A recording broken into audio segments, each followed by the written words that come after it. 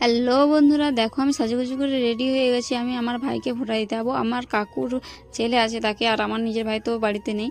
আর এইদিকে দেখো ওরা খেতে বসে গেছে। এখন 1:47 বাজে। এখন আমরা বেরিয়েছি ফোঁটা দিতে যাব আমার ভাইকে। তো দেখো আমি চলে যাচ্ছি ঠাকুরকে প্রণাম করে নিয়ে। পুরো ভিডিওটা দেখো, অবশ্যই ভালো লাগবে তোমাদের। তো দেখো তোমাদের দাদা ভাই গাড়ি রেডি করে নিয়েছে। এইদিকে সৃজনবাবু বলছে আমিও যাব, তাই ও খেতে খেতে উঠে এসেছে। ওকে নিয়ে চলে এলাম আমার বাপের বাড়িতে। তো মায়েদের ওখানে গাড়িটা রেখে আমরা হেঁটে চলে যাচ্ছিলাম মেজো কাকুর বাড়ি। তো ফাইনালি চলে এসেছি আমরা মেজো কাকুর বাড়িতে। তো তোমাদের দাদা ভাই এখানে বসে আছে, আর এই যে সৃজনবাবু ঘুমিয়ে পড়েছিল, ঘুম থেকে উঠেই মায়ের কোলে রয়েছে। এবার আমি আমার ভাইকে ফোঁটা দেবো। সব কিছু রেডি করে নিয়েছি, দেখতেই পাচ্ছ। আর বোন রেডি করে রেখেছিল, আর আমি এই প্লেটটা, মিষ্টির প্লেটটা সাজিয়ে দিলাম। তারপরে ভাইকে একটা গেঞ্জি দিয়ে দিলাম। তো বললাম যে তুই এটা পরে বস।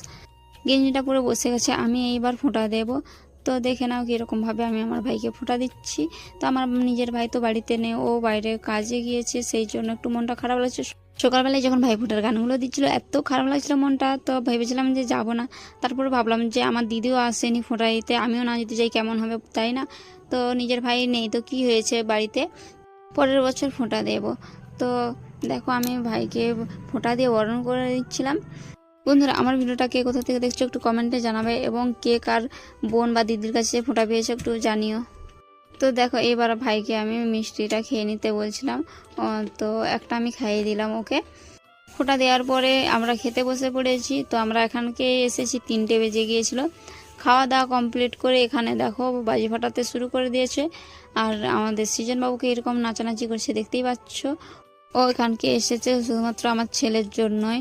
তো ওর খেলার সঙ্গী নেই সেখানে, তাই ও আমাদের সঙ্গে চলে এসেছে। এখানে এসে খুব এনজয় করছে, দেখতে পাচ্ছ। তারপরে ঘোরানো চেয়ারে বসে পড়েছে দুই ভাই, দেখতে পাচ্ছ। মেজকাকুর বড় মেয়ের সাথে একটু ফটো উঠে নিলাম। তারপরে এই যে আমরা 3 বোন, সৃজনবাবু আছে এখানে ফটো ওঠে। তারপরে আমরা কাকুর বাড়ি থেকে আমার বাপের বাড়ির দিকে চলে যাচ্ছিলাম, যেখানে গাড়ি রেখেছিলাম।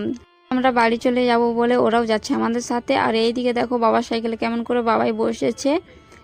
দেখো বন্ধুরা, আমি বাড়িতে চলে এসেছি। তো দেখো আমি কি গিফট পেয়েছি।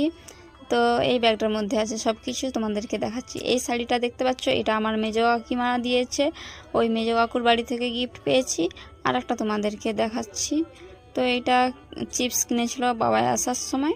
একটা জিনিস আছে দেখো, এই যে জল প্রদীপ, এটা আমার বাবা আমার জন্য 20 টাকা দিয়ে কিনে এনেছে।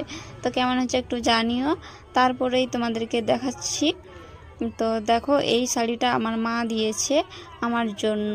তো কেমন হয়েছে একটু জানিও দুটো শাড়ি। তো আজকের ভিডিওটা এখান পর্যন্তই ছিল। ভালো লাগলে লাইক কমেন্ট করে টাটা।